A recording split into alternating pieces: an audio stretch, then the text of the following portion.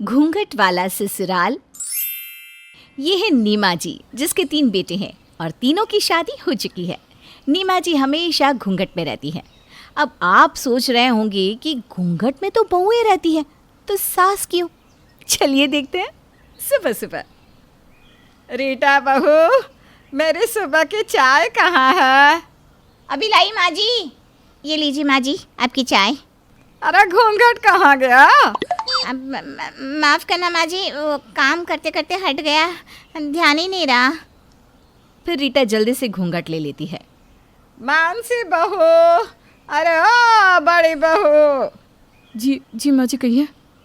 Sir पर पल्ला रखने से काम नहीं चलेगा।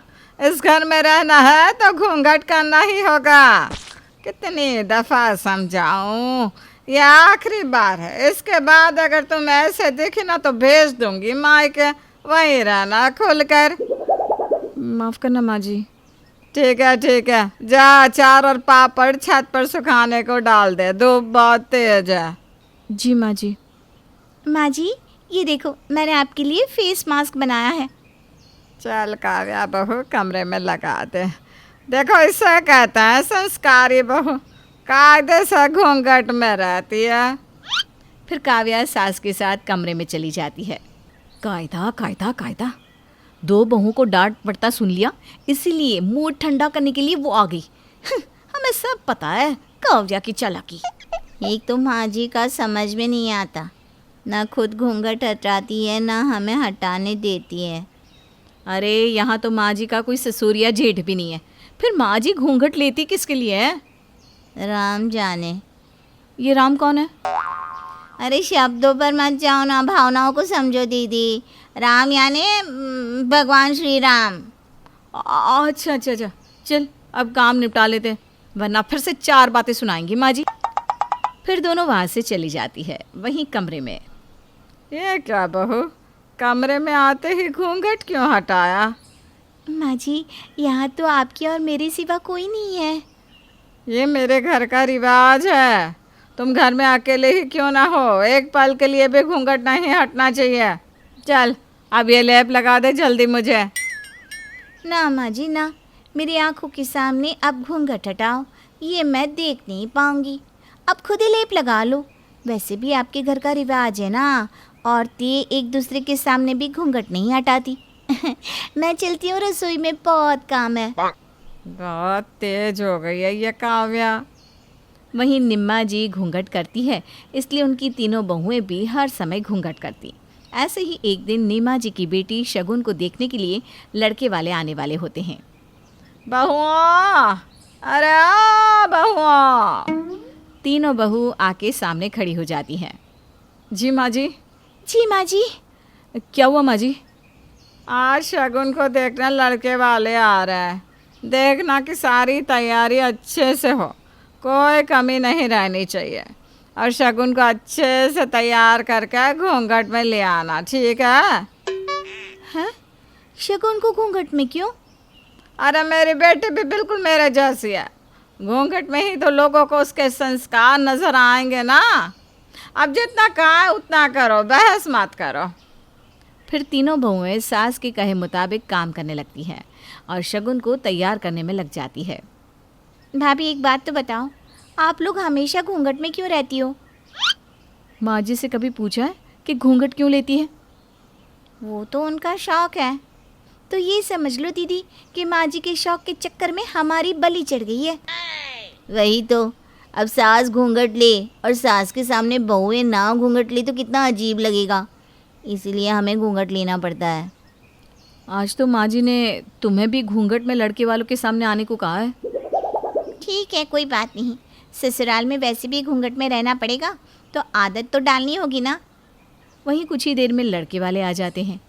आइए जी, आप सभी का स्वागत है। बहन जी, मैंने तो सुना था कि आपकी 3 बहुएं हैं, तो ये 4 घूंघट कैसे? उसमें से एक आपकी बहू भी तो है, मतलब होने वाली।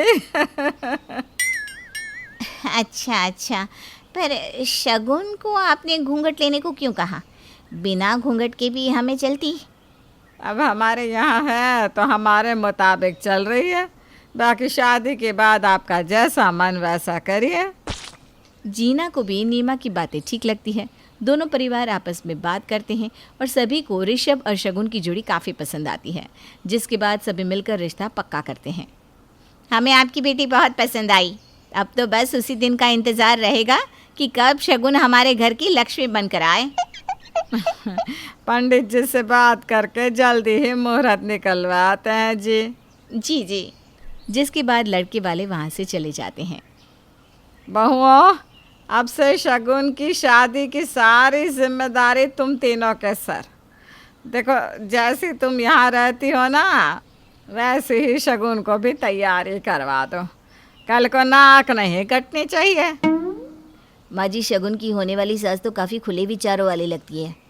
अरे खुले विचारों के चक्कर में संस्कारों को ताला लगा दे क्या? नहीं ना।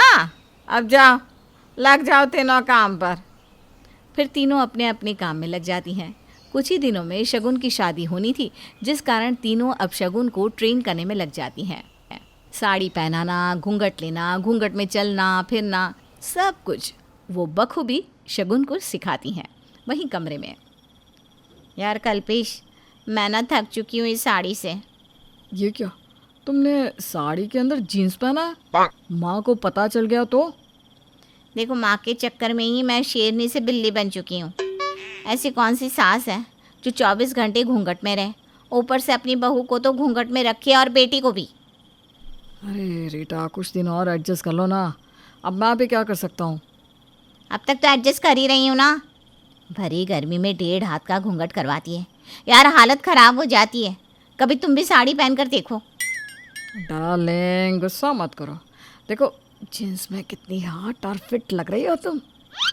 है ना, मुझे भी ऐसा ही फील होता है। वहीं दूसरे कमरे में, देखो रूपम, अब मैं और इस घर में नहीं रह सकती। अब क्या हो गया? मैं तो कहता हूँ ना, तुम कमरे में चाहे जैसा रहो। देखो, अब तो मैंने तुम्हें तुम्हारे मन चाहे कपड़े भी ला कर दिए हैं। कभी कमरे से बाहर भी निकलो मेरी जान। बंद कमरे में इन कपड़ों को पहन कर करूँ भी क्या, जब खुली हवा में चैन की सांस नहीं ले सकती। हाँ, एक मेरी सास ही इतनी जुल्मी है कि चैन से सांस भी नहीं लेने देती।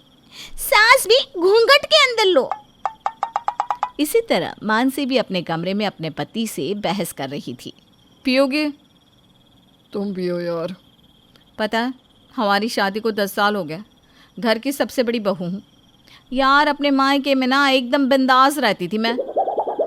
वो तो दिख ही रहा है ना।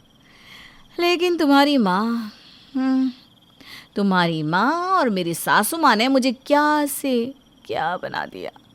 दुनिया में सब बोल दो, लेकिन ये घूंघट के लिए ना बोलो। घूंघट में जंग लड़ना बॉर्डर पर तोप दागने से भी ज़्यादा भारी काम है। मनीष हंसने लगता है। हंस क्या रहे हो? सच कह रही हूँ। माँ जी के कारण हम तीनों बहुओं को घूंघट लेना पड़ता है। गुस्सा तो बहुत आता है, लेकिन हम कर भी क्या सकते हैं, चुप होके रह जाते हैं। इसीलिए मैंने तुम्हारी आधी सैलरी मॉडर्न कपड़ों में उड़ा दी। देखो, बाहर नहीं तो कम से कम कमरे में तो अपने मन चाहे कपड़े पहन सकूं। हाँ, मेरी माँ, अब सो जा। चढ़ गई है तुम्हें। फिर जैसे तैसे मनीष मानसी को सुलाता है। ये पहली बार का नहीं था जब तीनों घूंघट से फ्रस्ट्रेट होकर कमरे में जाके अपने मन चाहे कपड़े पहनकर अपने पतियों पर ऐसे ही अपनी भड़ास निकालती थी। लेकिन क्या इतने से सब कुछ ठीक हो जाता, या बेटी की शादी में कुछ अलग ही बवाल होता? देखते हैं अगले भाग में। तब तक के लिए टाटा।